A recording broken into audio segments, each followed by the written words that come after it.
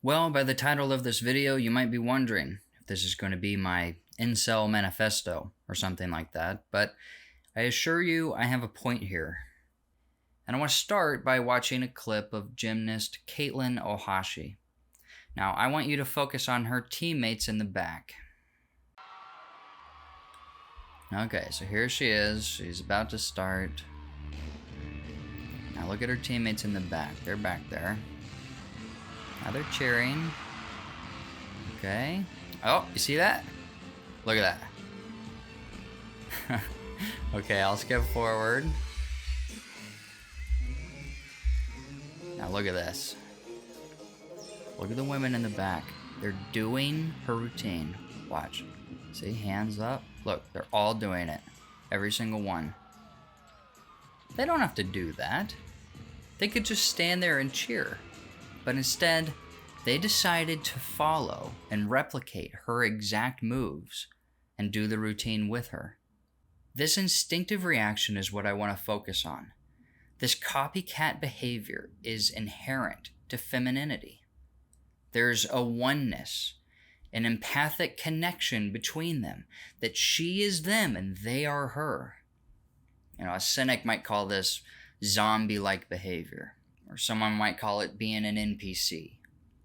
Now there's another layer to this, because the feminine urge to copy and paste is not a two-way street. It is a hierarchy system with most women copying what they perceive to be elite feminine behavior at the top. They're not copying low-status behavior. They're copying what their favorite influencers are doing, what celebrities are doing, what they see on TikTok, or even behavior that is approved and promoted by the political regime. One of the most copied female archetypes would be what Alice Capel called that girl. The girl who has it all together. She wakes up early just to work out. She works a 9-to-5 job, but she's also creative in her free time, which is all carefully managed and manicured in order to create the best possible life for herself. In the female mind, she's what every woman aspires to be. And everything about this girl is copied and replicated in the women who watch her videos. And they make it simple. They make it easy for women to do that. From her outfits, which she conveniently shows in her haul videos with links to where she got them in the description, to her phone case, to her job, to her car, to the depression medication she's on, to the lingo she uses in her videos, even down to the Stanley Cup she's drinking out of. That girl is providing the template for all other girls, including even other influencers, to use in creating their own unique self. Taylor Swift would be another archetypal figure for women. I saw this tweet the other day, and the guy asked his wife, who is a self-described moderate Taylor Swift fan, why she thinks Taylor Swift is so popular.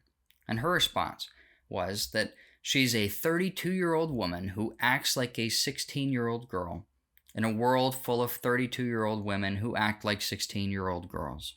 In their view, she's perfect. Well, maybe she's not perfect, but she's perfectly imperfect. Her relationships are always failing. She's kidless. Sometimes she's silly and she's goofy and she allows herself to show that side of her to the world, which is yet another thing that goes in the perfect category. If men have Ryan Gosling, then young women have Taylor Swift.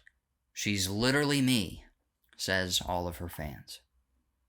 I just saw a story today that said that Taylor Swift could sway the 2024 election because a new poll finds that a fifth of voters are likely to back any candidate that she endorses. How insane is that? It reminds me of in 1984, Winston said, it was the women, and above all the young ones, who were the most bigoted adherents of the party, the swallowers of slogans. And I love that. That's what I'm getting at in this video. They love to follow, and they don't seem to have BS detectors while they do it. The danger of this copy and paste follower mentality comes when women place more importance on mindlessly adopting the current thing over weighing the potential long-term societal consequences. And in a way, I kind of get it. Because for women, there's a safety in adopting the momentary consensus of the mob. When you can't defend yourself, it's in your best interest to not only not leave the hive behind, but to actually agree with the hive. During 2020, there was a story of two female politicians who lived in different cities who were deciding whether or not to allow NFL games to be played in their cities. And one of the women wasn't sure, so she called the other to see if she was shutting down the games or not. And the other lady said, of course, yeah, I'm going to shut it down. And so the lady said, oh, thank God. I mean, I wanted to, but I just wanted to see if you were too. In Abigail Schreier's book, Irreversible Damage, she goes into detail about how teenage girls are more susceptible to the social contagion of gender dysphoria. Maybe one girl in a friend group is confused about her sexuality or is feeling uncomfortable with the process of puberty, and all around her she's seeing this propaganda around transgenderism, and so she ends up embracing that as her struggle, and all of her friends are now inundated with her struggles as well. And women, especially young women, are very empathetic, and the problem is that they too willingly take these struggles at face value, and they empathize way too much.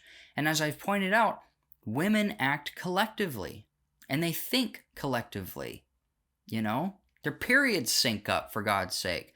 And before you know it, many of the girls in this friend group are entertaining the same delusional thoughts as the originally mentally ill girl was.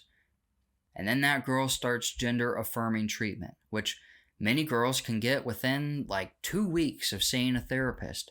And the first step is often to get on testosterone, which acts as a natural antidepressant in women. And so the girl starts feeling better. And it's a clever delusion because it's only the first step.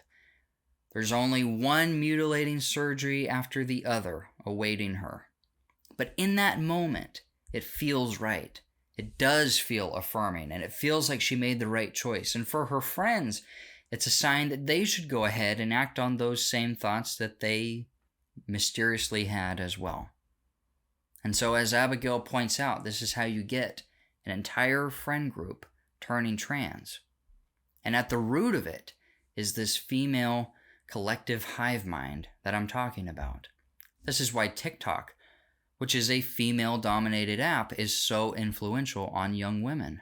My girlfriend loves to hate watch this YouTuber named Alex Rodriguez. Now, I could spend an entire video talking about her, but for the purpose of this video, I just wanted to bring her up because she is the human embodiment of what I'm trying to tell you in this video. Like most women, she's not original. She has zero original thoughts. She watches TikTok, and then she tries out or she buys everything that she sees on there. The algorithm is pulling the strings on her very hefty shell of a human body. I mean, the way that she talks is just copying bigger and prettier influencers. Her video ideas are nothing more than a crappy version of 1,000 other channels just like hers, and she's not a unique individual. She's really an NPC. I started following this girl that came up on my For You page on TikTok, and she's doing 30 days of short hairstyles, and I just love her content. But anyway, one of her tutorials was these bouncy blowout curls, and I just loved the way that they look. But look at how good it looks when she oh, that volume. Oh, I just am obsessed with that. I am obsessed.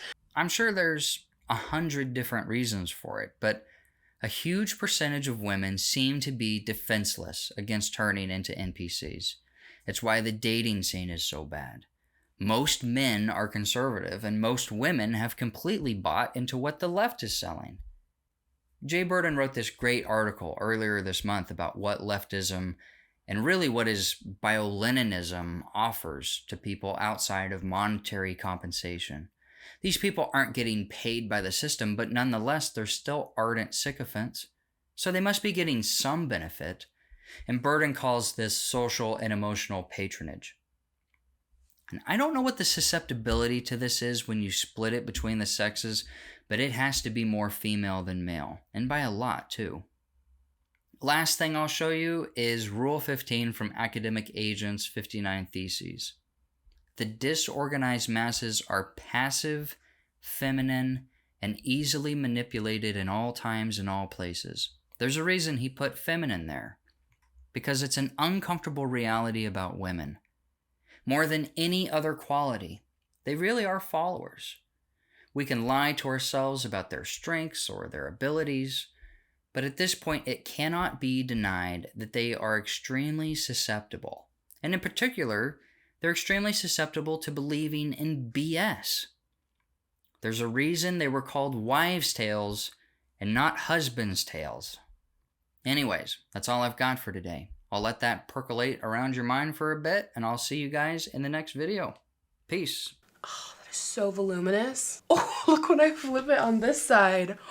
What? I'm kind of here for it.